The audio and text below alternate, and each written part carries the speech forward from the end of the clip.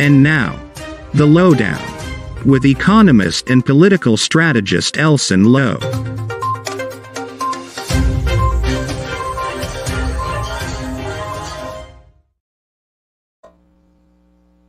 Good evening, folks, and welcome to the Lowdown. Thank you for starting your Saturday night on a high here at the Lowdown. My name is Elson Low. I'm your host this evening.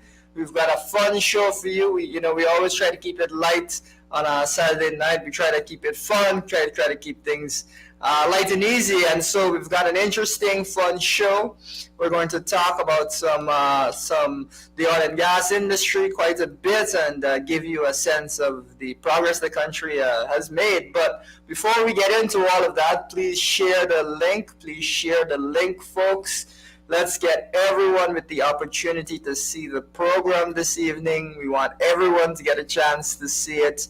We want everyone to join in on this on the entertainment this evening. So share that link, get the message out, and let's try and get everyone in that we can get in.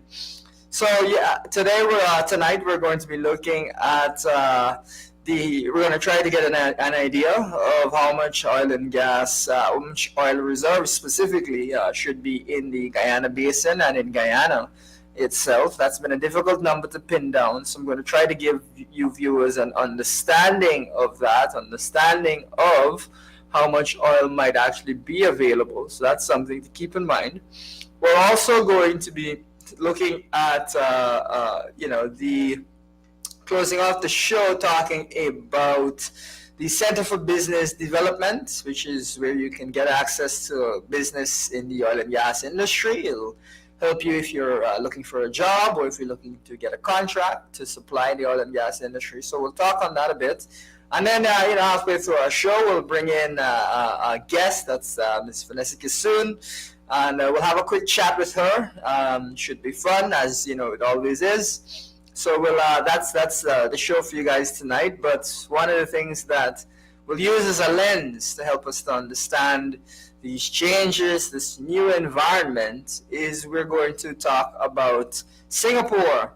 We're going to talk about Singapore because that has historically been the country that Guyana's development has been compared to.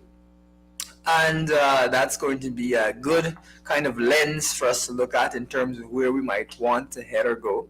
But we'll also look at some other countries that are important as we discuss these oil and gas developments and as we come to an understanding of what is going on and what our future may indeed look like. So that's going to be something that we consider. We're going to talk a bit about touch briefly on the movie Crazy Rich Asians, which is about Singapore largely, and that will hopefully help to give us some perspective. One of the issues that we sometimes face when it comes to the oil and gas industry and looking at Guyana's future is that it is difficult to maybe get an appreciation of what the future will really be like, what Guyana could really look like.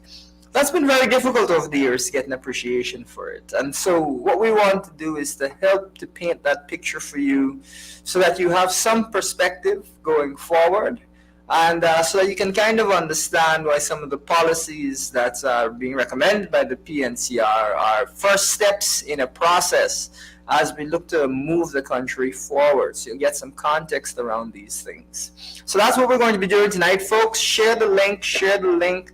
Let's try and get as many people as possible to see the show. Let's try and put this show out there. Let's try and bring everyone in for the evening's entertainment. So share that link, and we'll be looking to have a good show this evening.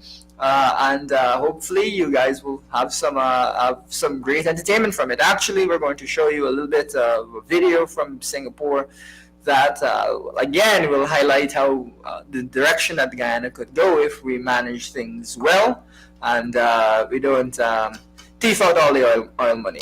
Okay, so starting on that note, we're going to just lean into some of the content for tonight. You know, we start off with meme of the week, so we'll go for funny news items or memes that we come across. And so if we could get the first one up there, we'll kick the discussion off. Okay, there we go. So we've got the government indicating that they've, there's 100 houses that have been built, 100 houses, and in other areas they're going to build another 100 houses. But I found this to be quite comical because, one of the things that's interesting is that in Guyana we've got about 30,000 Venezuelans that have moved here. We've got an oil and gas industry that is causing thousands and thousands of people to move to the country. And the government is out promoting the fact that they built 100 houses. So well done to you, government. Strong performance. This is what we wanted, 100 houses. It strikes me as wholly inadequate to the point that it is indeed comical. And so this 100 houses and these types of initiatives, that's supposed to somehow answer the vast problems that we've got in housing in this country that seem to be accelerating rather than decelerating. Let's get the next shot up there. Let's get there we go. So this is another great meme that I think ties into this. And I would describe this as the government's housing policy. It's all over the place. It's full of lots of bold promises like 50,000 house lots and so on. It's full of lots of energy. Yet we're seeing them advertise 100 houses that have been built. And what is also pretty entertaining is even with a 50,000 house lots promise, if you've got 30,000 Venezuelans that have moved to the country, it seems to me that 50,000 house lots is an obsolete number and doesn't really recognize the nature of what's going on. It sounds nice, but it's just like this picture. It's a random plan that's trying to get at various solutions without really doing a proper analysis of what is going on. There you go. Lots of energy, really getting into it. House lots for everyone, but are there going to be enough house lots to compensate for the growth of the population? Are there going to be enough of these things? Or are we going to continue to build 100 houses at a time and finish in 2150? Catching up to the growth of the population. So let's see if the government makes an adjustment to its strategies, but it's pretty comical at this point. The next, let's get the next picture up there. So what's the side effect of this? The side effect of this is that we now have got rental prices and housing prices through the roof. They can't keep up with the tremendous demand. And so is Charlotte Street, not necessarily the most ritzy area. It's not Bel Air we're talking about, or the most expensive areas in the country. But a one bedroom, 140,000 Guyana dollars. A one bedroom. Now if your salary, heaven forbid, is 80,000 or even 100,000, clearly you can't be living by yourself. That's tough. And if I recall correctly, the minimum wage in Guyana is $44,000, $44,200, something like that. So does that mean then that if you're living on minimum wage, you shouldn't be able to afford a place to live? Is that what we're seeing in our country? Certainly not a place in Georgetown to live. It's not Bel Air or one of the ritzier neighborhoods. It's just a normal neighborhood. But $140,000 is the rent there. So this is the side effect. This is the consequence of building 100 houses and boasting about it is that it is totally inadequate. And as a result, you've seen housing prices go up to unbelievable levels. Where the country is growing, demand is tremendously high. The oil and gas industry is pushing demand up. So in order to meet these challenges, we need to be much more aggressive in our housing policy. We need proper assessments of what it is that the country requires. And we need to meet that because the person who would have been living in this particular house has been displaced, has been pushed out to another community. But that will raise the rent in that community because that's an extra person looking for a house. And this is how you end up having cost of living in a country that has oil go through the roof. As we like to point out, oil is a funny thing, and if you don't govern the country well, you can actually see people's lives get worse, not better. So this is an example, unfortunately, of poor governance leading to these types of outcomes. So if we can roll it forward, continuing on the theme of meme of the week. Okay, so we got the Demerara Harbor Bridge, government putting out a notice about a loose panel, and saying that they'll fix it later when the traffic slows down. This was actually on, I believe it's on the day of fasting and prayer that was announced. The same day this notice came out.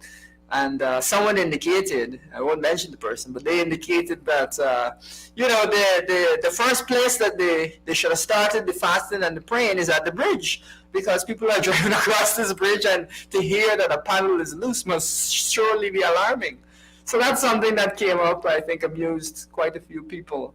And especially the fact that they seem to indicate that they would fix it later on. Of course, the government is, again, setting its own policies, but we're thankful that nothing came out of this particular incident, and hopefully we'll see the Demerara Bridge maintained so that this doesn't happen in the future. But that's what we're getting out of the government. Maybe the prayer session should indeed have started right at that bridge. So let's roll on to the next one. We're continuing with the theme, name of the week. So here we've got someone who stole a laptop, computer, various other things, and some sausages. So we have mentioned in previous shows that things is not nice at all. And if people are breaking in and stealing all your sausage, that seems to me like they might be pretty hungry. So things is not nice at all. One of the things that I find again to be a bit concerning is that Guyana is likely to grow far in excess of 50% this year, and yet people are still breaking in to steal sausages. Does that say to you that all is well in the country? And of course, we've pointed out previously that less than 1% of the national budget was put towards cost of living adjustments, cost of living mitigation measures. So it is perhaps not as much of a surprise that you're seeing people steal sausages. It's troubling, but that's what we're seeing. So yes, this is the meme of the week segment. We've got closing it off there with the theft of the sausages. I don't even know if this man got a chance to eat some of these sausages. It's tough out there, folks. It's tough out there. Things is not nice at all. That's the word. Things is not nice at all. But we want to look to the future. We want people to understand how this country is developing and where it is going. And we want people to be optimistic and to really address their minds towards what we need to do in order to have this prosperous future. But that is a bit difficult to do, I think, when you don't have a good sense of how much oil you actually have in the country that we're likely to find and likely to have, and we've already found, and so on and so forth. But you don't have a good measure of that. It's very difficult to actually plan. And as a result of not being able to plan effectively, it's difficult to set good government policy and for us as citizens to know when we need to put pressure on the government to act more. It's difficult to really understand these things, so we can see a 50% growth rate, and what does that even mean to the average citizen? What direction are we going in? These things are very much unclear. So I want to give you a bit of a perspective on that hopefully will help you to understand how to think about the amount of oil that Guyana has, and that will I think, be a bit eye-opening by the time we're done. So the first thing that I want to bring up, and if we can get the first picture up there, is that there was a study done by the United States Geological Survey, and this is the offshore area, the Guyana-Suriname Basin, that the study addressed many other basins, but it addressed this particular basin. And as a result of looking at this, the estimate that came up, or the estimate that is often quoted, so you see the Guyana-Suriname area there, the offshore area, the estimate that is often quoted, apologies, viewers, is that there's 13.9 billion barrels of oil offshore in that particular region. 13.9 billion barrels. But that is a very much a misunderstood number. And viewers that are sharp on it may notice that we've already found 10 billion barrels of oil in the Stabroek Block by itself. So that would, means that we're creeping up to this number rather quickly. It's only been, we've been exploring, not for that long that Exxon has been actively exploring compared to the full life of the oil and gas industry in the country, the expected life. Now, what is important to really grasp about this survey, and it's now being questioned in terms of whether it is large enough in scale, is that this survey is not a definitive number. Rather, it gives an idea, it gives probabilities. And so as much as there's a 50% chance, give or take, that we would have 13.9 billion barrels of oil, there's also a 95% chance that we would have had at least 2.7 billion. So we've passed the 2.7 billion with a 95% chance. But there is, and this is what I think it's important for us to really get a sense of, and I say important more than once because I really want to drill this home. There is a 5% chance that there's 32 billion barrels of oil offshore. A small chance that it's 32 billion barrels of oil offshore. However, because we've already found 10 billion barrels of oil, because there are still 20 prospects, more than 20 prospects in the Stabroek Block alone, still to be drilled, it's more and more likely that we will come closer to this 32 billion barrel number than we would really have anticipated before. I would say this, we may have had a 5% chance when we're starting out. That's what we're thinking. But do you believe that it's only a 5% chance that we have 32 billion barrels of oil offshore, given how much we found, how quickly we found it, and how few dry wells Exxon has found in the Stabroek Block? So that is something to consider. It's not a fixed number. It's more a question of the likelihood. And as it stands right now, I think it is reasonable to say that it is far more likely that there is more, that we're going to get to the higher end in terms of the amount of barrels of oil than the lower end. We're going to get much closer to this 32 billion than I think we would have thought originally. And I don't know if we're going to surpass it as these estimates are again reevaluated. Even in Suriname, even next door, Suriname has had 5 discoveries of oil. 5. We've had in excess of 20 here at Guyana. Suriname has had 5. And the estimates there are that the block where they found a lot of this, I believe it's block 58, that is actually going to have 6.5 billion barrels of oil. 6.5 billion. Now, sharp viewers again may notice that 6.5 plus 10 would already put you past the 13.9 billion estimate. So we would already be ahead of that estimate. But that's not all, folks. Let's recall that there are other blocks where we found oil in Guyana. That's the Oranduke and the Quarantine block. And having found oil there, the estimates for the Quarantine and Demerara and so on are 4.8 billion barrels of oil. And the estimates for the Oranduke is about 8 billion barrels of oil. So let's add this up. We've got 10, we've got 8, we've got 4. We're looking at what may be 22.8 billion barrels of oil. 22.8 billion barrels of oil. That's just looking at blocks where oil companies that are prospecting have found oil. Oil companies that are prospecting. So that's 22.8 billion. If you add on the Suriname amount, that's another 6.5. So you can see that we're getting up to this certain number. That's 28, 29 billion there. We're getting up to that certain number. But are they done exploring? No. There's lots more exploration to be done. As a result, it is very probable that we're going to get past this 32 billion barrel number or come to that 32 billion barrel number. So of course, further exploration needs to take place. But it's really a question of probability. It's a question of what's the likelihood. And so these fixed numbers, oh, it's 13 billion barrels, it's this, it's that, that's not really the way to approach it. The way to approach it is to say, well, what does it seem is most likely given the information we have? And it is much more likely that we're going to end up closer to the 32 billion than less likely. And that is the way we want to approach it when we try and think about this. So that's what the kind of context that I want Guyanese to have at the back of their mind. Now we're going to talk a bit about Crazy Rich Asians, that's entertaining film about Singapore. And we're going to talk about Singapore a bit. I'm going to show you a quick video. We're going to show you some images of Singapore just so you get a sense of it.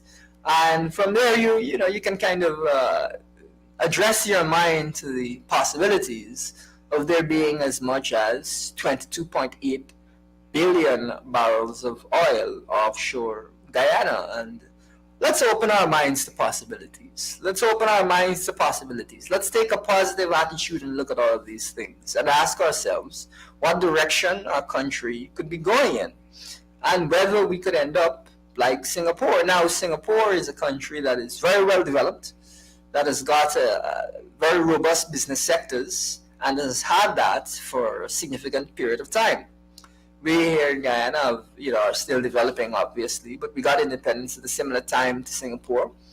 But they have obviously progressed to be one of the wealthiest countries in the world, whereas we are only now being able to move forward in the way that we would like to move forward. So it does raise, the question for us as to whether now will be the time that we can make that leap. And so we've got the resources. Are we going to be able to make the leap? To that end, we're gonna take a look at a few images. We could get a couple images of Singapore up. Play the next few images, and we'll take a look at that and see what that conveys. So some images of Singapore. Oh, there we go. So we've got an actress who was a starring actress in Crazy Rich Asians. She's wearing a beautiful dress there, leaning on a Ferrari, which is that's kind of the environment you come across in Singapore, where people are wealthy enough to be driving Ferraris and so on and so forth.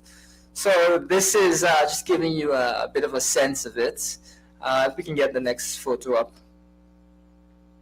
We've also got here the harbor at Singapore, where they've got these artificial trees which are lit up at night. Quite stunning and beautiful, expensive obviously, but stunning and beautiful.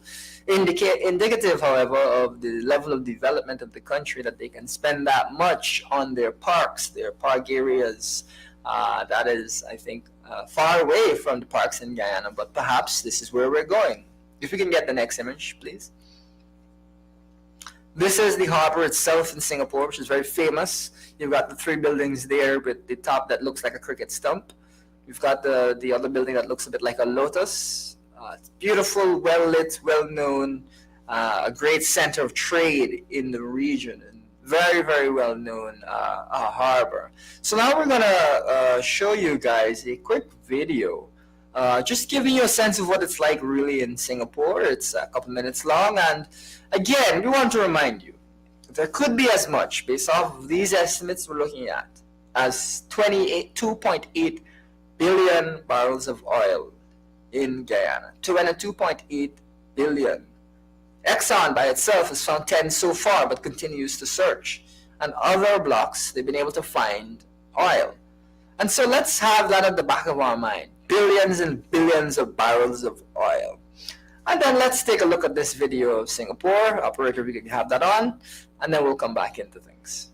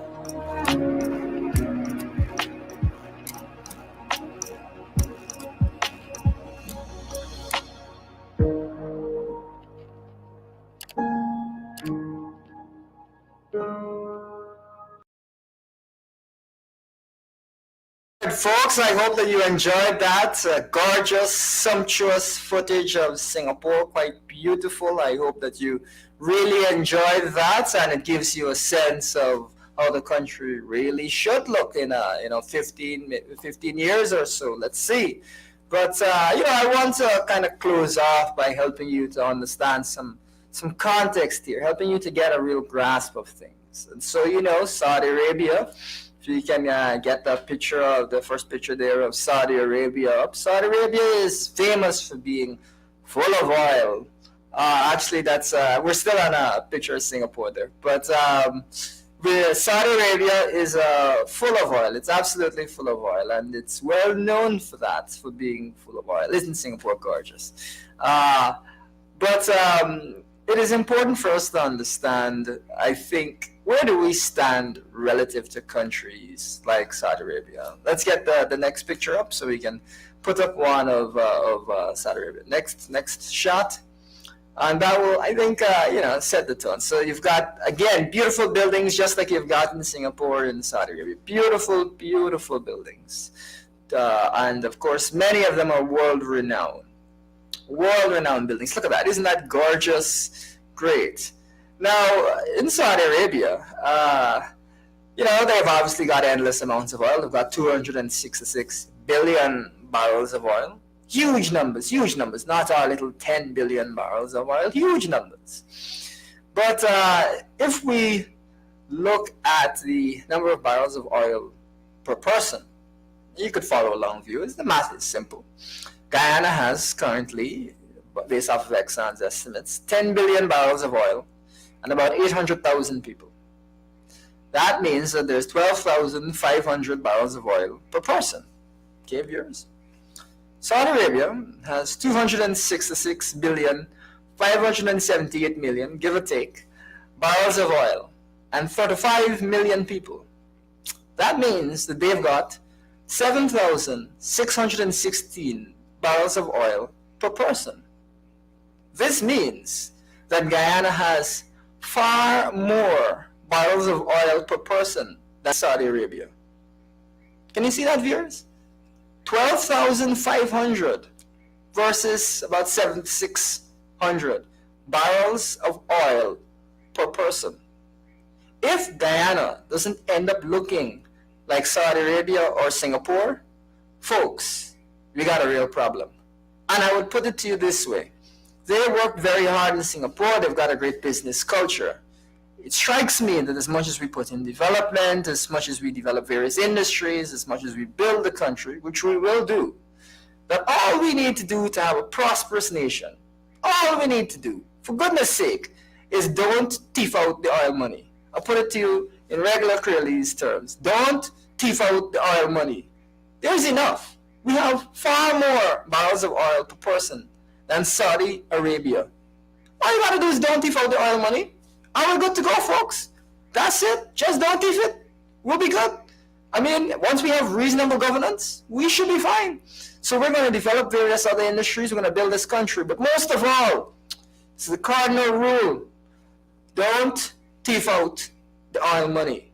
All right, folks, we're gonna jump across now to just a quick breakdown of a policy that the PNCR is pushing in the context of all of these riches. It's a simple policy that we're pushing, and it's that we need to move that tax.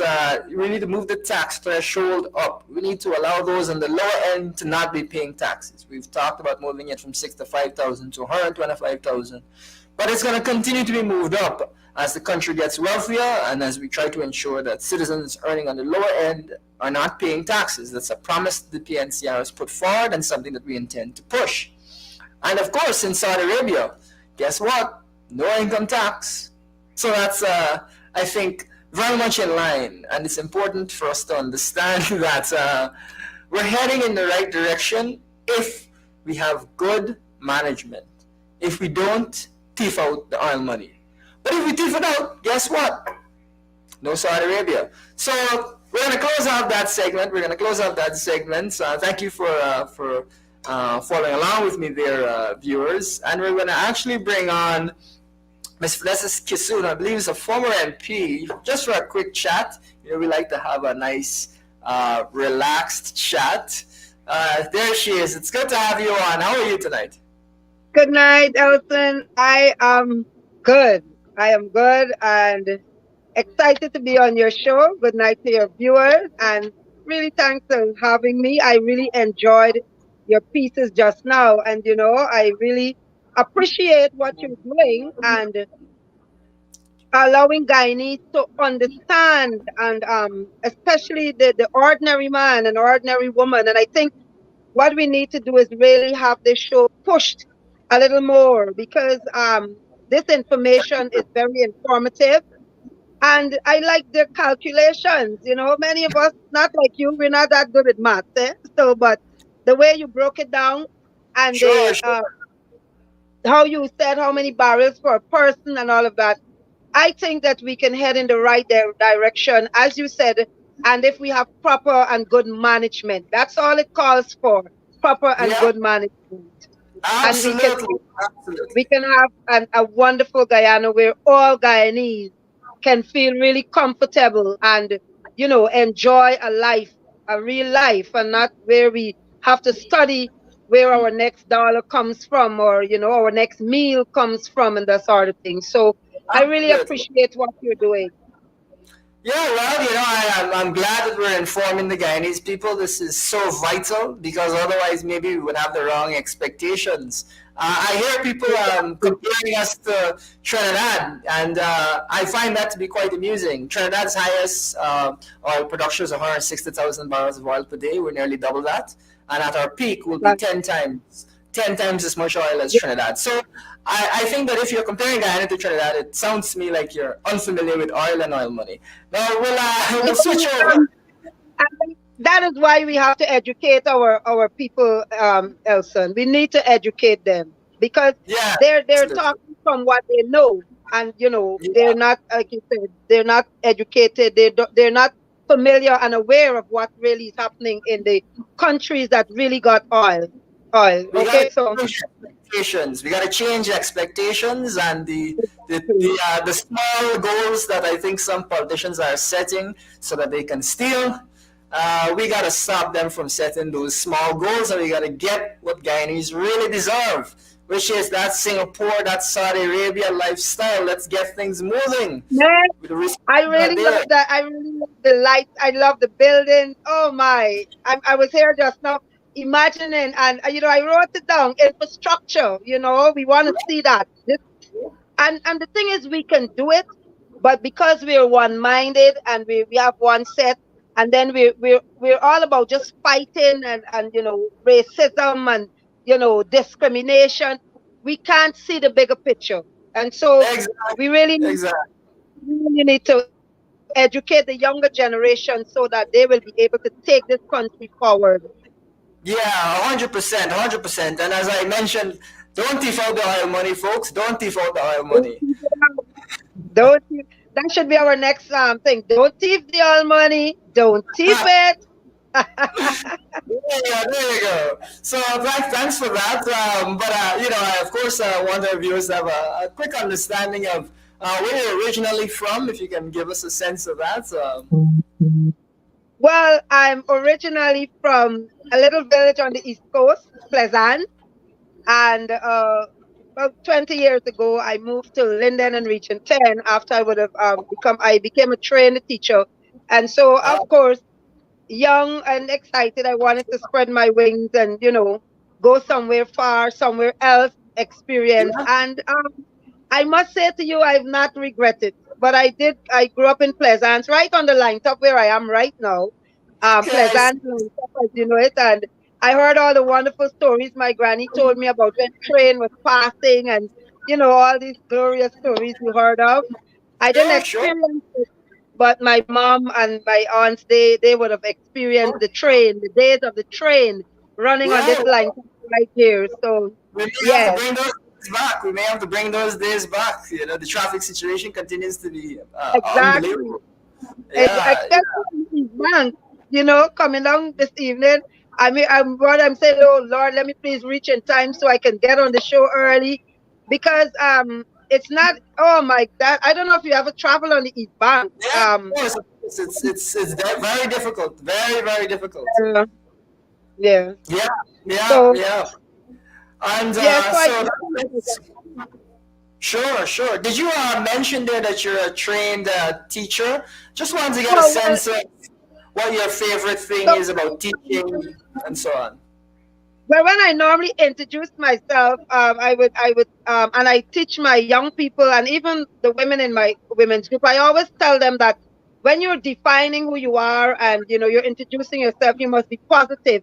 So we would normally go with adjectives that describe us. So I am vibrant, virtuous, victorious, vivacious, valid, and valuable. Vanessa Sure. Kitun.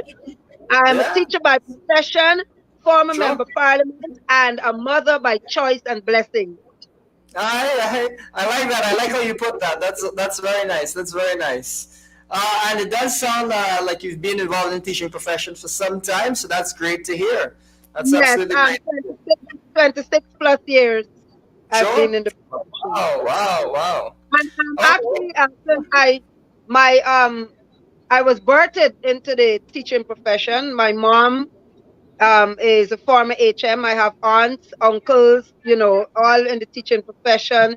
And so I was birthed into that. And like most, even when I hear my daughter, I have a 11-year-old daughter, she knows, oh, I want to be a teacher when I grow up. And my older daughter, she is a teacher. And she said I'm the person that inspired her. And I was inspired by my mom and my aunts and so on. So we're a yeah. family of teachers. That's very beautiful. I'm glad to hear that. That's very beautiful. Switching a bit, as I said, we like to keep it light. So, if you could tell viewers, what is your least favorite food? Karila. I don't like Yeah. Karila. I have to stand with you on that one. I am not the biggest fan of Cruella. You have to cook it very carefully for it to. Yeah, and I don't eat pork. So Sure, sure. yeah. Uh, But what movie or TV show have you rewatched the most? Some people will say Home um, Alone away, so you can't use an easy answer like Home Alone. actually I am not into movies now like before, because Sure. what happens every time I'm to watch something, my children, they will laugh me. They said when they put it on for me, by within 10 minutes, the show is watching me. But I really like this movie. I watched it more than once. Imitation of Life. I really like Okay, that movie. sure, Um, sure. Coming to America was one of my favorites Yeah, that's a growing up. classic. Yeah, that's a Yeah, classic for sure, I for like sure. I like this movie Champ. I don't know if you know of that movie Champ. That was with Sure. not Arn Sylvester Stallone. Stallone. He starred that. I think it was him. No, Okay, okay. I can't remember. But I like that movie Champ. I like the. I love action pack movies also. Sure, So sure. Well, Coming to that America is certainly a movie that I've enjoyed multiple times. It's pretty yes, hilarious. yes. I won't forget. Didn't he go to Queens because he was looking for a queen or something to that effect, which I thought to be pretty. Exactly. But Okay, okay. it is a nice Uh, movie. Switching gears again. Switching gears again. What is the longest trip that you have taken? The longest trip that you've ever taken, and you can define longest in terms of length. You can define it in terms of time. You can define it in terms of the amount of hassle that the trip was. You can define it Um, in any number of ways. well, since you gave me that, one of my longest, and I would say trips and journeys, and I wouldn't Sure, use as in distance from one place to another, but say sure. from my teenage years to my mid 30s. Um, Okay. that Yeah, journey there, sure. and Yeah. it's still a challenge for me right now. But that journey there was very, very Yeah. challenging. I had a lot of setbacks. I had lots of disappointments, Yeah. and Sure. Sure. finding myself, finding my Yeah. ground. Yeah. But even though it was a long and difficult and so on journey, I want to say that where I am today, if it wasn't for that journey, I would not have been here. And so I Yeah. really want to thank God because He kept me Sure. to that through that journey, because it had some really, really bumpy roads, and Sure. some walls. I had to go around 7 times around the walls to ensure that they drop. There are times when you have to make some big shouts. But Yeah. yeah, that period there for my life was, and Yeah. that journey was different. Sure. And Sure. that's defining it different from, just one place or You not. Well, find one it even place, more simplified. yes. Uh, Here's another funny one. What is the largest crowd that you've ever been in? Largest crowd that you've ever been in. That It could have would been be a concert. It could have been a rally. It could have been a cricket. I don't know. The largest crowd you've one. ever been in. I would use 2012 in Linden, when we had the protest, and when we stood as a region against, Sure. and injustice that came to the people. I was member of parliament then, and Sure. addressing the entire Linden and Region 10 community, because we had people from all over coming, even all over Guyana, Yeah. and being able to stand there and address persons, and actually have, persons listen to you. And so within my political life, Yeah. and not also, I must say, when you're in a classroom with 40 students, it's another large crowd, and a That. large crowd on a different level, because it's not Yeah. easy to sit there and manage 40 or something children in a small space, and Yeah. being able to maintain classroom discipline and all of that. So that Focus. would be it for me. Sure, sure, absolutely, absolutely. Now, one thing I also always like to ask guests is, what is your biggest hope for the future of Guyana? Something that you're hopeful, that you're looking forward to in the future in Guyana, that you'd like to see come about. Something that when you're lying at night, you think to yourself, "This is something that I really want to see flourish in my country." You have any particular thoughts? I want to say, I want to see a Guyana that reflects our motto: one people, one nation, one destiny. which means True. there must be a level playing field. And Yeah. also, I would love to see. And after watching your program, and so I made because I really liked what I saw and what I heard. So we're looking. I would love to see an improved health, education, and housing sector, Yeah. infrastructure, where we have proper roads. It matters not, even if it's in a little street, we must, maintaining our vehicles are very expensive. So you want to see in proper infrastructure, proper schools and hospitals, and Yeah. as we call it, we don't want to see. We want to see state of the art, not state of the heart. Uh, right. So that is one thing I want to see a country where after elections, Mm-hmm. when we have our national and regional elections, it Mm-hmm. matters not which side of the house you're sitting on. You must be able to speak to power. You must be able to speak truth to power, Mm-hmm. and be able to stand up for our people because Guyana, when we're elected, whether in government or in opposition, we're there to represent the people. And so our main aim must be the people. We must have our people at heart. We must not steal the oil money. We must ensure that our people get a part of that oil money. I want to see a Guyana where our trained professionals are staying and not, I can't run away, Elson. We don't want them to run away. We want them to Yeah. be able to stay and enjoy Guyana.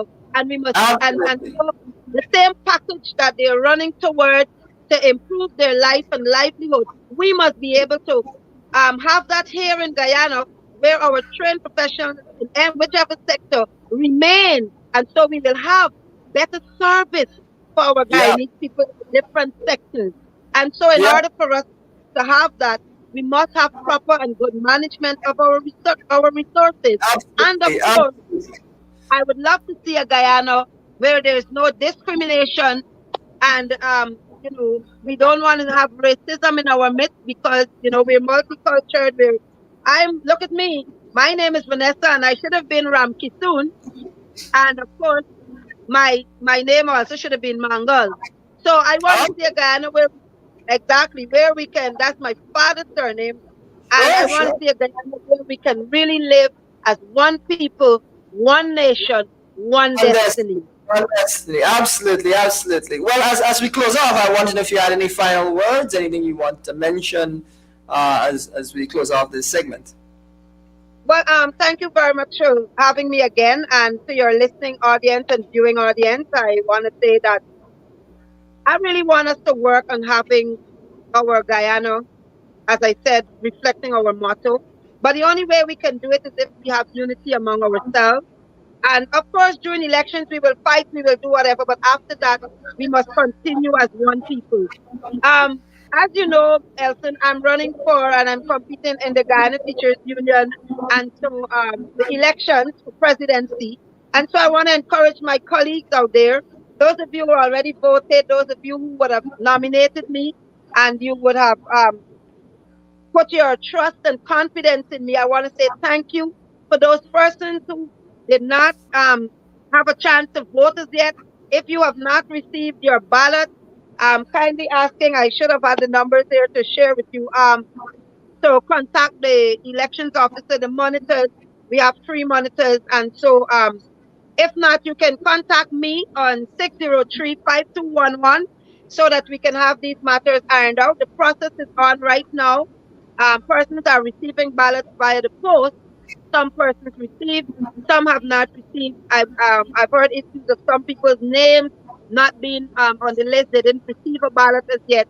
And so we have to iron out some of these things because it's closing off on the 15th of April, and then we will have the count. And to say to my colleagues that, when you elect me, and I want to say to them that in me, they will have a leader that will not only work with them, but work for them.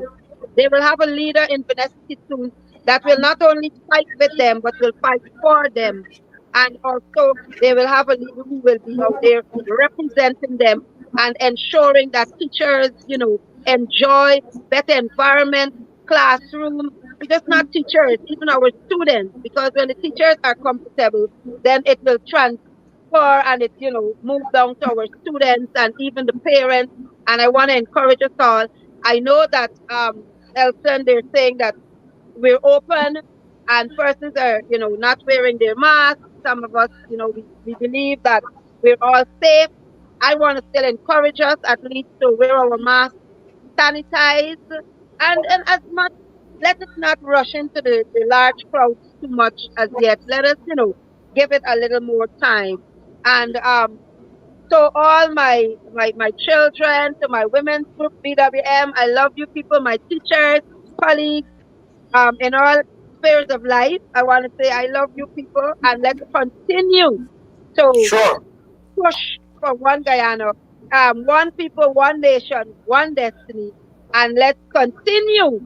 And like you're doing, Elson, I want to encourage you along with even our representatives in Parliament to ensure that our Guyanese people are educated, they understand, and you break it down to this type of level where each Sure. Guyanese is mother that they can understand, and so we'll be able to reason better, we'll be able to make better representation, and our Um, people, the ordinary man and woman, will enjoy the 10 billion, how many barrels of oil? And so we 10 can have a minutes. better Guyana. Great, great. So thank you for being on. This was a pleasure, and good luck to you in your race. And we'd love to have you on in the Thank you. future. So thank you for being on. Thank you very much for having me. All right, so then that's Ms. Vanessa Kisoon. We're happy to have her on, and that was a nice little segment again. We now we're going to chat a bit. We always close off the show by giving young people and business people and people who are interested in the oil and gas industry an idea of how the economy is changing and how they can access resources and so on and so forth. Today we're going to talk a little bit about the Center for Business Development. I suspect we'll have to touch on them on more than one occasion, but for now, let's just have a quick sense of how of what that is, how that functions. But essentially, that's been set up by Exxon and Hess as a facilitating mechanism to allow Guyanese who want to be involved in the oil and gas industry to access jobs and to access opportunities to get contracts and to supply the oil and gas industry. And so that is essentially what you'll see when you connect with the Center for Business Development. Their website is centerguyana.com. And you can go to that website and actually be able to see job opportunities, see contract and supply opportunities that are available at this particular point in time. So even today, I just took a browse of it and I saw that there's a workshop technician post. 15th of April is the closing date for that application. I saw that Schlumberger, which is an international company in the oil and gas industry, is looking for solar panels. That'll be closed off on the 10th of April. So you can go every day and you'll be able to find opportunities in the oil and gas sector that are coming up. But in order to access these opportunities, you need to actually register with the Center for Business Development. So you need to register with them. And after you've registered with them, you'll be able to kind of get alerts as to how this, as to what is available. You'll also be able to see really in real time what it is that's available. And that's because they have a particular supplier portal. So that is the mechanism that is updated regularly with the requests by various companies for staff, jobs, or for supplies. So that would be like the solar panels as an example. So that is updated regularly, and you'll be able to see what it is that these companies are looking for. Further, actually, that Center for Business Development is training, so supply chain management training, human resources management training, financial management training, training for small companies and so on, to be able to increase their capacity so that they can actually participate in the oil and gas sector. That's what the training is there for. So it's something that you can benefit from. I believe that it's generally free. Additionally, the center actually, when you apply, does require some degree of documentation. So that's something that you have to keep in mind. Obviously, you'd need to register your business if it's a business. You'd also need to have a VAT number, have a TIN number, any other related certificates in your industry or in your area. You need to have those. You'd also need to indicate whether your ownership is local ownership or it's CARICOM ownership and so on, women owned and so on and so forth.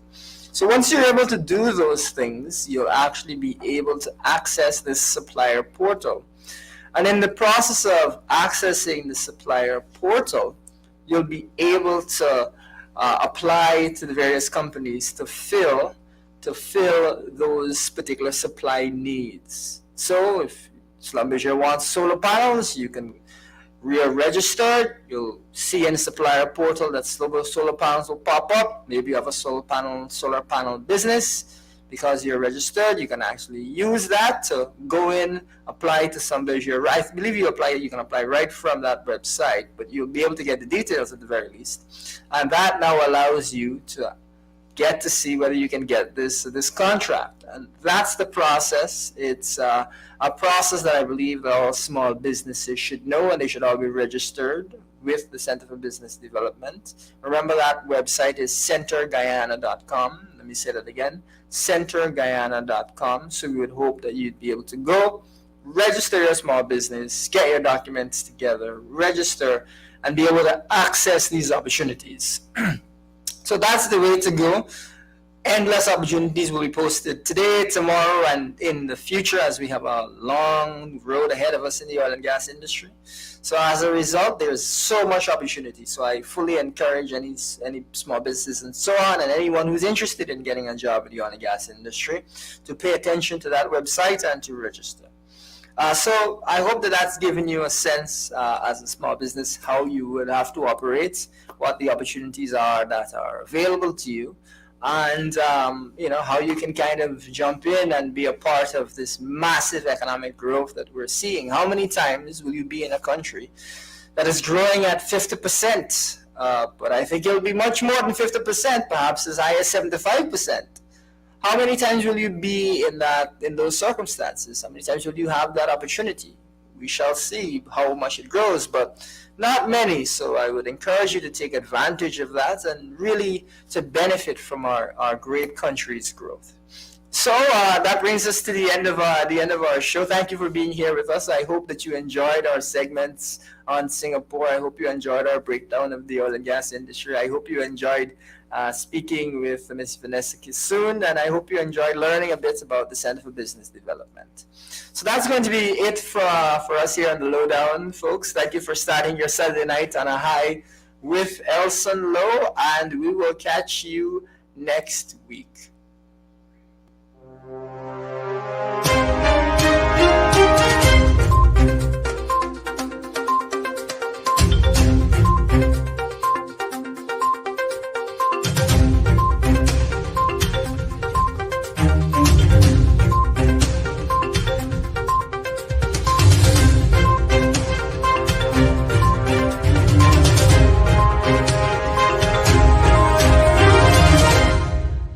And now, the Lowdown, with economist and political strategist Elson Low.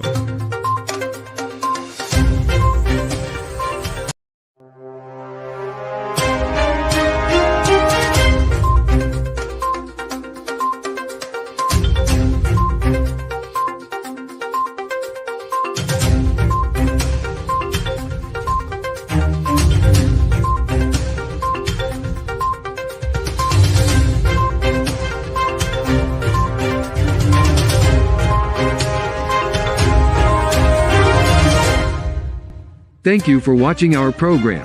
See you right back here, same place, same time. And remember, hold the line of battle, comrades. Our victory is sure.